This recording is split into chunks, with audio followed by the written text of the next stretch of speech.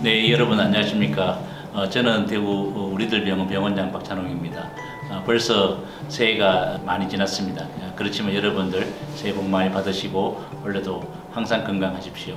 오늘 제가 좀 말씀드리려고 하는 내용은 뭔가 하면, 우리가 척추관 협착증은 이제 다 압니다. 이렇게 신경 내려가는 구멍이 좁아져서 생기는 병이고, 주로 걸어가면 아프고 쉬어 있으면 안 아픈 경우가 척추관 협착증인 것을 많이 알고 있고, 대부분 이제 나이가 들면 생기는 병으로 알고 있습니다.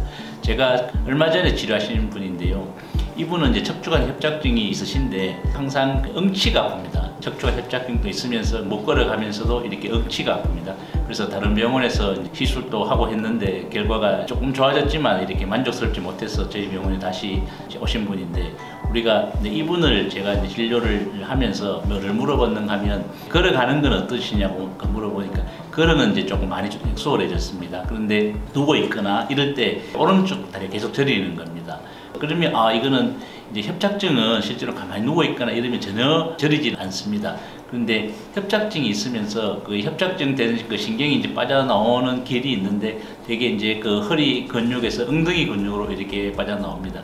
근데 이제 협착증이 있는 분들이 잘 못 걷고 걸음걸이가 이상하니까 엉덩이 근육에 쉽게 말해 짝꿍둥이가 생기다든지 이런 게 많이 생깁니다. 그러면 세 가지 근육이 있는데, 대둔근, 중둔근, 소둔근 이렇게 크기에 따라서 이렇게 나누는데, 그 근육 말고 굵기가 한 요 정도 되는 정도의 근육이 하나 있는데, 그 근육 이름이 조금 이상합니다만 이상근이 있습니다. 이상근이라고, 우리가 대둔근, 중둔근, 소둔근 말고 이상근이 있는데, 이상근 밑으로 우리가 잘 알고 있는 자골신경이 지나갑니다.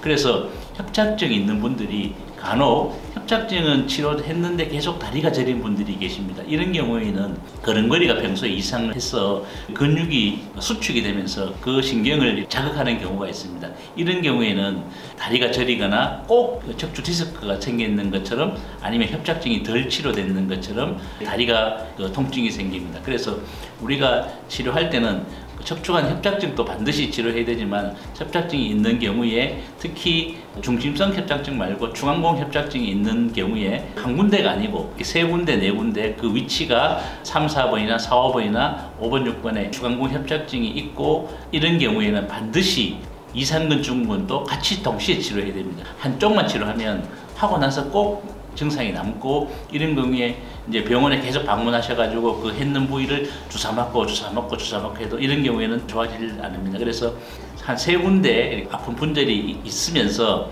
특히 중앙공 쪽으로 협착증이 있는 경우에는 우리가 치료를 잘 해야 됩니다. 그 이유가, 이런 경우에는 이상근 증후군이 발생하기가 굉장히 쉽습니다. 그래서 우리가 치료할 때는 반드시 중앙공 협착증이 있는 경우에는 이상근 증후군도 동시에 치료해야 된다는 게 있습니다. 그래서 이거는 이상근 증후군은 우리가 주사로 치료하면 그건 또 반복되고 합니다. 그래서 우리가 이상근 증후군 있는 경우에 그 이상근하고 그 밑에 있는 자골신경에다가 박동선 고주파를 쏩니다. 그래서 아예 우리가 이제 그 시술할 때 위에 신경 성형술이나 풍선 확장술을 하면서 동시에 그 이상근과 이상근 밑에 있는 자골신경에다가 같이 박동선 고주치를 같이 합니다. 이렇게 하면 완벽하게 그 허리 통증과 다리 통증도 없어질 뿐만 아니라 다리가 이렇게 저린 통증까지 없어집니다. 그래서 혹시나 그 신경 성형술이나 풍선확장술 했는데 증상이 남아 있으면, 특히 중앙공 협착증이 있는 경우에는 이상근 증후군이 동반되어 있는지 안 되어 있는지를 반드시 확인해야 됩니다. 이 치료 방법은 박동선 고주파로 쉽게 치료할 수 있습니다. 네, 오늘은 척추관 협착증이 있으면서 이상근 증후군이 동반되는 경우에 어떻게 치료하면 좋은지에 대해서 말씀드렸습니다. 네, 감사합니다.